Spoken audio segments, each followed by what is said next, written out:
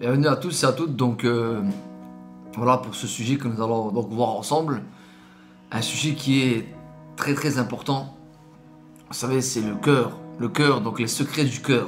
Les secrets du cœur, parce que le cœur, tout commence à partir du cœur. Selon l'enseignement de la Torah et selon l'enseignement donc de Yeshua Mashiach de Jésus-Christ, qui est venu donc et qui nous a enseigné aussi la Torah, qui l'a rendu plus excellent. Voilà, dans l'alliance commune qui nous a permise entre le Créateur Tout-Puissant et nous qui sommes ses enfants. Voilà, il nous a permis la réconciliation, il nous a permis vraiment encore de connaître avec plus d'excellence, je dirais, la Torah et la loi. Voilà. Donc, il l'a révélé donc pour nous les païens, aussi au travers des apôtres, et donc aux Juifs, donc Jérusalem, tout ça, partout, hein, donc dans les alentours, à Samarie, jusqu'aux extrémités de la terre, comme dit l'Écriture. Et donc voilà, donc le secret du cœur est un secret qui est mystérieux, un secret qui est mystérieux, qui est glorieux.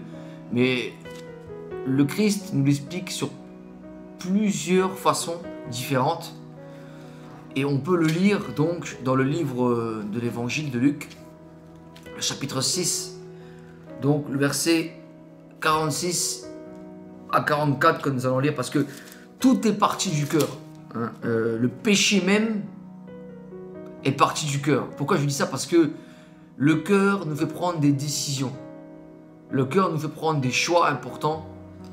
Et donc ces choix vont donc créer des conséquences, des actes. Hein, parce que c'est du cœur que les choix viennent. Voilà.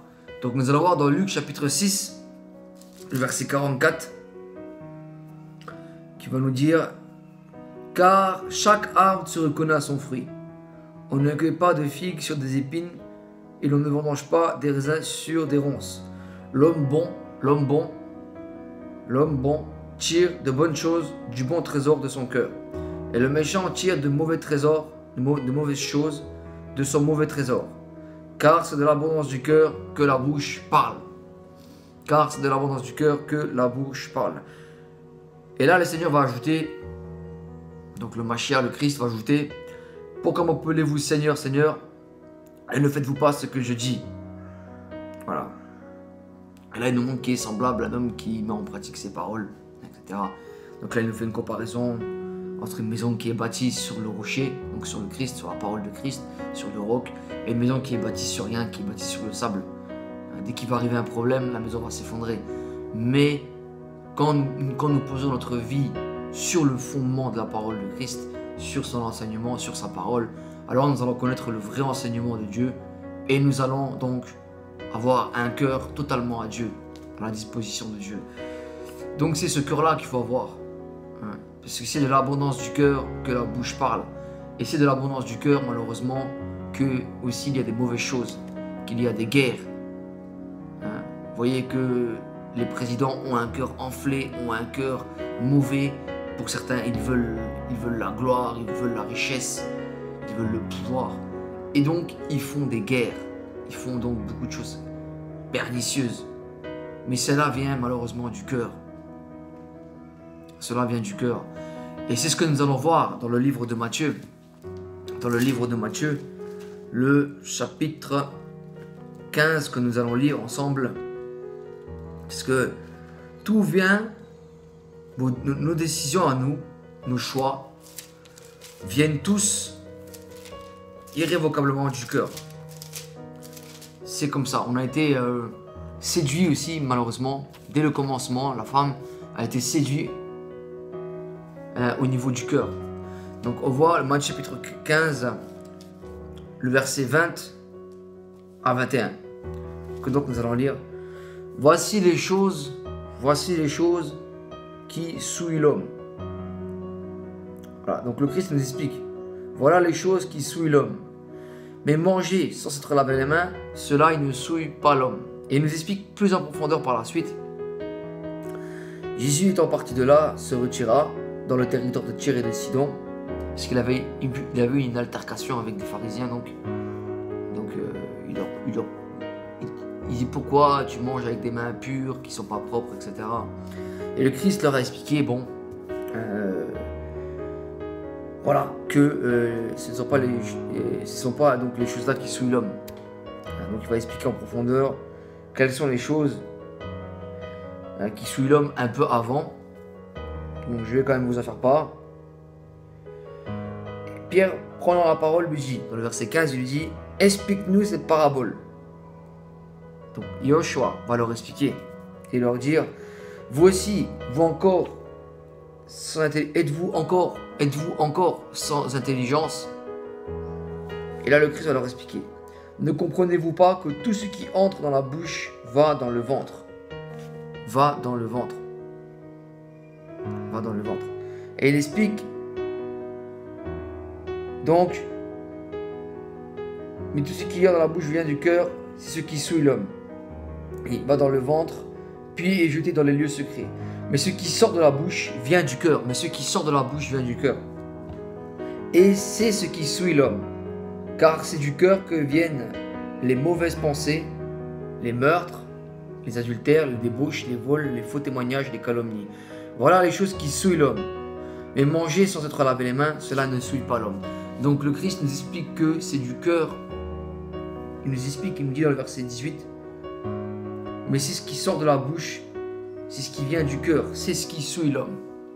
Et il nous dit dans plusieurs façons différentes, car c'est du cœur que viennent les mauvaises pensées, les meurtres, etc. Donc les meurtres, on peut dire entre guillemets les guerres sanglantes, etc. Donc, on voit ici que cela vient du cœur, qui peut avoir des mauvaises pensées du cœur et qui peut avoir des bonnes pensées au niveau du cœur. Donc, le mystère glorieux, le secret du cœur, c'est que on a un choix, on a un libre arbitre. Soit faire le bien, soit faire le mal. Et donc, dans toutes ces choses, il y a un chemin à prendre. Parce que nous sommes de nature pécheresse, nous sommes de nature à emprunter le mauvais chemin du cœur. C'est dans notre nature, c'est comme ça, on est tous pécheurs. Il faut donc se remettre en question et emprunter ce chemin de vérité là, ce chemin où notre cœur va changer, ce chemin où notre cœur va porter de bons fruits, va faire de bonnes choses, comme dit le Christ. Donc, on va lire donc quelque chose qui s'est passé dans l'évangile. Il y a une personne donc qui a fait une chose qu'il ne fallait pas faire. Elle a trahi le Mashiach, elle a trahi Jésus, Yoshua. Donc elle l'a donc livré aux Juifs et aux Romains. Voilà. Cette personne, elle s'appelle Judas. Et on va voir comment que ça s'est passé. On va voir comment que ça s'est passé. D'abord, j'aimerais, en ce qui concerne le meurtre, lire dans Jean chapitre 13, le verset 1 à 2. On va voir maintenant la profondeur donc, de tout ça, de tout ce que je viens de dire par rapport au meurtre. C'est malheureusement, ça vient du cœur. Ça vient du cœur, c'est un choix, c'est une décision. Une mauvaise décision qui vient du cœur. Donc, Jean 13, 1 à 2 nous dit, avant la fête de la Pâque, de Pessa, donc de la Pâque, Yoshua, Jésus, sachant que son heure était venue de passer de ce monde au Père, et ayant aimé les siens qui étaient dans le monde, mit le comble à son amour pour eux. Pendant le souper, alors que le diable avait déjà mis dans le cœur de Judas Iscariote, fils de Simon, le dessein de le livrer. Donc ici on découvre que, voilà, Judas, malheureusement, Satan s'est introduit dans le cœur de Judas pour, malheureusement, qu'il exerce un mauvais fruit, qu'il exerce un mauvais choix, une mauvaise décision. De livrer donc Yoshua, Jésus. Un meurtre quoi, c'est un meurtre quoi. Il va le livrer au meurtre. Donc, bien sûr, c'est afin que l'écriture soit accomplie. Le Christ le savait qu'il allait être livré entre les mains des pécheurs, qu'il allait être crucifié et qu'il allait ressusciter le 3e jour. Le Christ le savait. Et donc, on voit ici donc, dans le chapitre 13, verset 2, pendant le souper, alors que le diable avait déjà mis dans le cœur de Judas Iscariote, le fils de Simon, le dessein de le livrer. Donc le diable met des pensées au travers du cœur de l'homme pour que malheureusement, il commette des choses mauvaises, des choses qui ne sont pas bonnes. Hein. Donc là, on lit dans le verset 2. Pendant le souper, alors que le diable avait déjà mis dans le cœur de Judas Iscariote, le fils de Simon, le dessein de le livrer. Voilà, donc on voit ici que le diable peut s'introduire, peut s'infiltrer dans le cœur de la personne et peut l'amener à prendre une mauvaise décision. Et c'est ce que beaucoup font malheureusement dans ce siècle. Ils sont séduits par beaucoup de choses. Toutes ces personnes que vous voyez dehors, qui ne croient pas en Dieu, qui ne croient en rien, sont inspirées la plupart du temps par l'ennemi, par le diable, dans le cœur. Pour prendre des mauvaises décisions, des mauvais choix, pour faire l'adultère, comme nous l'avons lu dans Matthieu. Hein, tout à l'heure, le livre de Matthieu, chapitre 15. Hein. Donc, ils prennent des mauvaises décisions dans le cœur, de l'adultère, tout ça. Ça vient du cœur. Toutes ces choses-là souillent l'homme. C'est le péché. Donc, Satan incite l'homme et la femme à pécher dans le cœur. C'est une réalité.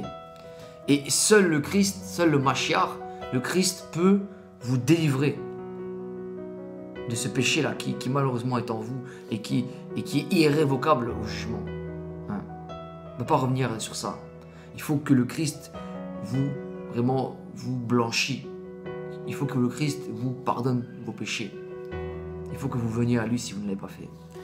Voilà, donc on va poursuivre. Donc là, on a vu que Satan entre dans le cœur de Judas pour l'inspirer à le livrer. Et il va le livrer. Hein, il va le livrer donc. Et donc on voit ce pouvoir malheureusement que l'ennemi a sur le cœur. Parce que c'est ce qu'il a fait dès le commencement.